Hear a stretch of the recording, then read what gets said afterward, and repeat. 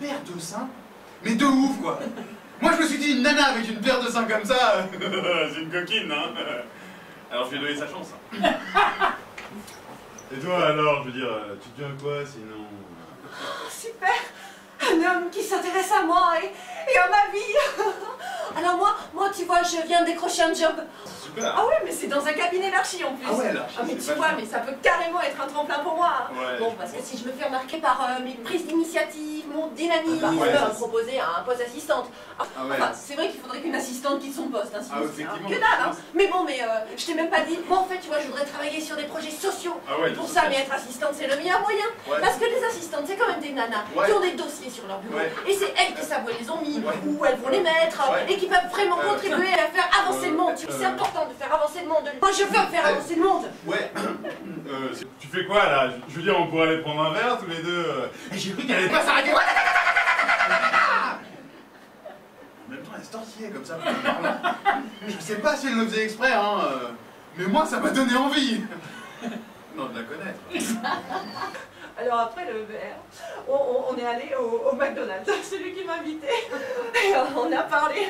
Ah non, mais on a parlé, comme si on se connaissait depuis toujours. Ensuite, il m'a raccompagné chez moi. Alors non, mais moi, j'avais vraiment pas envie de quitter comme ça. Donc, je l'ai invité à la maison, histoire de boire une tisane. Et on a reparlé. Et d'ailleurs, je me suis dit qu'il devait me trouver drôle. Bah ouais, il arrêtait pas de rigoler. Bon, le truc, c'est qu'à force de rire, de parler, tout ça, on n'a plus vraiment fait attention à l'heure. Et à un moment donné, on s'est aperçu qu'il n'y avait même plus un bus pour qu'il puisse rentrer chez lui après.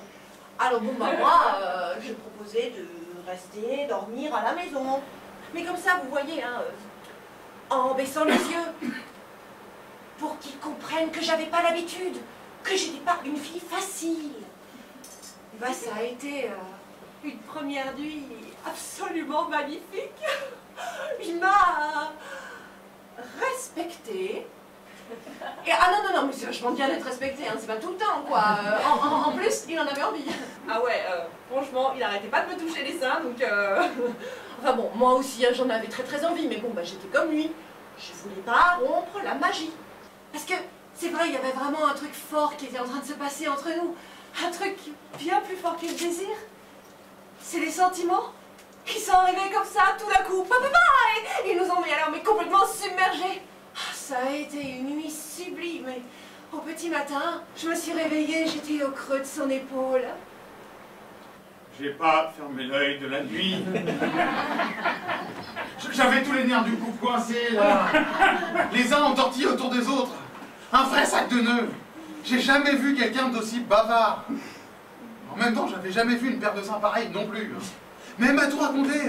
Ses parents, ses ex, son enfance, ses amis, ses amours, ses emmerdes, le lycée, le collège, et plein de trucs que j'ai pas compris. Alors moi, je riais. Oh, ouais, c'est super. La nana, elle m'apporte 12 heures plus tôt, c'est une inconnue. Hein. Ah bah là, j'ai fait le tour.